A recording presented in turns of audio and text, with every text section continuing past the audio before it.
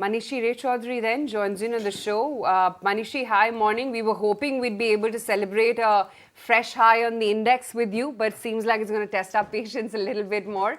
But I think, what's remarkable, Manishi, is the kind of move that you've seen with the broader market, the underlying broader market, which already is in a charging bull market. Wanted to understand where are the spaces that you're finding comfort to even put fresh money to work at these levels there?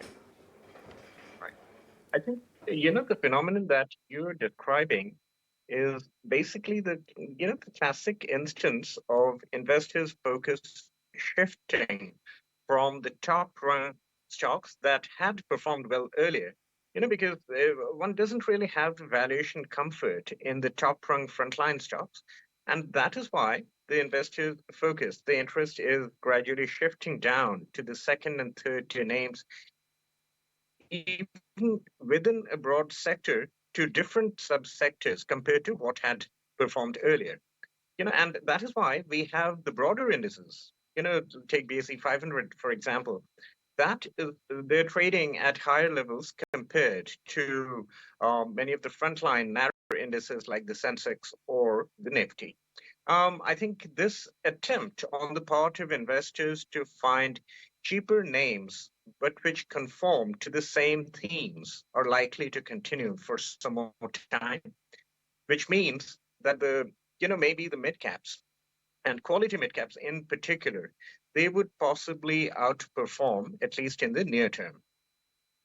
Another thing I would like to point out about the Indian market is that if you look at the broader indices, let's say Sensex or Nifty or MSCI India, um, the absolute valuations in terms of price earnings or price to book are not really that expensive compared to the long-term history. So today we have, let's say, MSCI India trading at a little more than 20 times 1 year forward PE. The long-term average is somewhere around 19 times. I think about 18.78 or so. So it's about 7 to 8% premium. But where the investors, particularly the foreign investors, don't exactly have too much comfort is the relative valuation. Because on a relative basis, there are many markets in Asia, particularly in North Asia, which are trading at far cheaper valuations. And therefore, finding stocks which kind of conform to the same theme across Asia, but at the same time, which are cheaper, is turning out to be easier in those markets.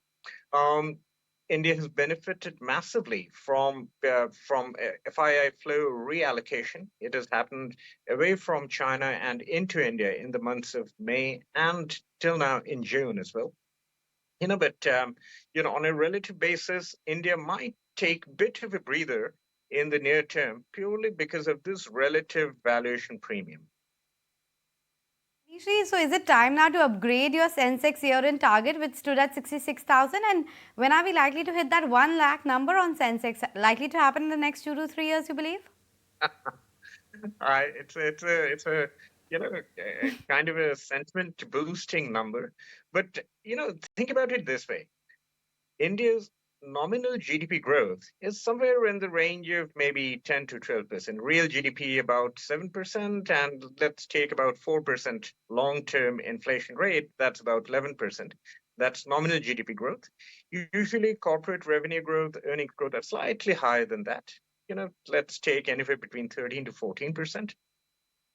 Therefore, if the market grows, if supposing valuations remain at the same level, and therefore the broader market kind of grows at this level, it compounds at a rate of 13 to 14%, we would automatically be at that 100,000 level, in about 5 to 6 years, possibly. And just trying to do the mental arithmetic here, but if you have an Excel file in front of you, that's a lot easier. So it's not rocket science. So just going by the present rate of growth, that magic number of 100,000, which has been talked about extensively, it would obviously be achieved. But the real issue here is how investors make money and how they make money at a faster rate. How do they outperform the broader indices? And for that, I think there would be no alternative to, to the age-old methods of looking at stocks carefully, looking at the themes or sectors that would outperform, some others. We are still negative on a YTD basis in terms of flows. And if I add to that the outflows which happened in 2022, even for FIs to come back to their 2021 levels or 2022 levels, they will have to come in with at least $6-7 billion more. Do you see that level coming back? Eventually, yes, not in the next 2 to 3 months. And I'll tell you why. Because we're again entering a period where the US dollar, at least on a short term basis, would possibly appreciate, not only because the narrative about the Fed rate keeps on changing. Earlier, even a month earlier, we thought that the May hike was the last one. But now we think there would be one more hike in July. And what happens beyond that is it remains data dependent. It depends on how the employment scenario, the non-farm payrolls in the United States would pan out, how core inflation, particularly core inflation excluding shelter, and that's a key variable that the Fed looks at, how that pans out. Second, we are also in the midst of QT, quantitative tightening, which would possibly take out another few billion dollars. It's currently at about $95 billion per month.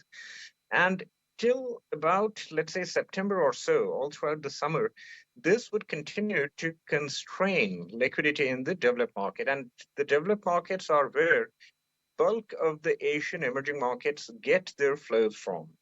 So we have to be mindful about these two factors, the currency and allied to it, the constraints to dollar liquidity that might hit us in the near term. Eventually, I think emerging markets, particularly India, within the emerging markets, the foreign institutional investors don't really have an alternative to that. It is one of the highest growth markets. It's one of the economies that's possibly the most stable for now. And all the the bells and whistles, the usual economic drivers, they all have the necessary tailwinds, at least over the foreseeable time horizon. We don't have you on the best of the connection, so we let you go. Thank you so much for joining us today and talking to us about your market outlook and that magic number of 100,000 on the Sensex.